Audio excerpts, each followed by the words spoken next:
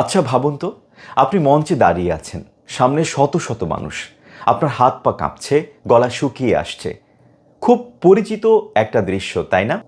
Public স্পিকিংয়ে ভয়কে বলা হয় গ্লসোফোবিয়া, যা পৃথিবীর অন্যতম সাধারণ একটি ভয়।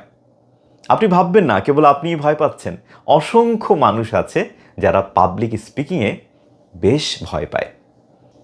আজ আমি আপনাদের এমন 5টি টিপস দেব যা আপনার এই জড়তা কাটিয়ে আপনাকে একজন আত্মবিশ্বাসী বক্তা হিসেবে গড়ে তুলবে। প্রস্তুতির কোনো বিকল্প নেই।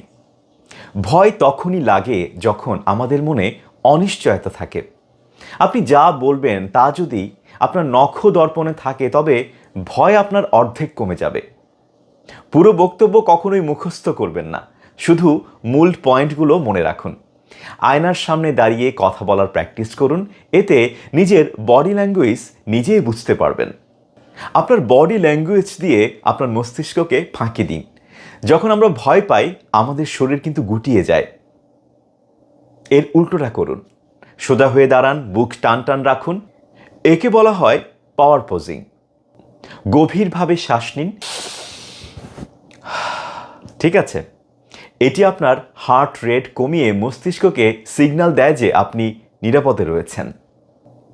দর্শকদের শত্রু ভাববেন না। আমরা ভাবি দর্শকরা বোধহয় আমাদের ভুল ধরার জন্য বসে আছে, আসলে কিন্তু তা নয়। দর্শকরা এসেছে আপনার কাছ থেকে কিছু শিখতে বা শুনতে। সবার চোখের দিকে না তাকিয়ে শুরুতে পরিচিত বা হাসি মুখে রয়েছে এমন কারো দিকে তাকিয়ে আপনার কথা শুরু করতে পারেন। আই কন্ট্যাক্ট করতে সমস্যা হলে মানুষের কপালের দিকে তাকান, তারা বুঝবে আপনি তাদের দিকেই তাকিয়ে আছেন। ভুলে যাওয়ার ভয় কিন্তু আমাদের মধ্যে কাজ করে যখন আমরা বক্তব্য বা কোনো কিছু একটা পারফর্ম করতে যাই। দেখুন, বক্তব্যের মাঝে ভুল হওয়া মানেই পৃথিবী শেষ হয়ে যাওয়া নয়। যদি কোনো লাইন আপনি ভুলে যান, তবে ঘাবড়ানোর কিছু নেই। 1 সেকেন্ড বিরতি নিন, পানি পান করুন, তারপর আবার শুরু করুন। কোনো কিছু যদি ভুল বলে ফেলেন বক্তব্যের মধ্যে, আপনি সেটা ঠিক করে নিন। কারণ ঠিক করার অপশন তো আপনার মধ্যে রয়েছে। আর একটা কথা মনে রাখবেন, আপনি যে ভুল করছেন তা কেবল আপনিই জানেন, দর্শকরা নয়।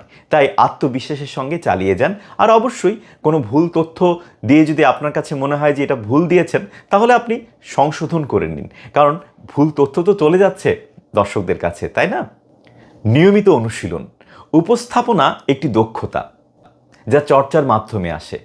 বন্ধুদের আড্ডায় কথা বলুন, অফিস বা ক্লাসের প্রেজেন্টেশনে নিজ থেকে সুযোগ লুফে নিন। যত বেশি মানুষের সঙ্গে দাঁড়াবেন, জড়তা তত দ্রুত কেটে যাবে।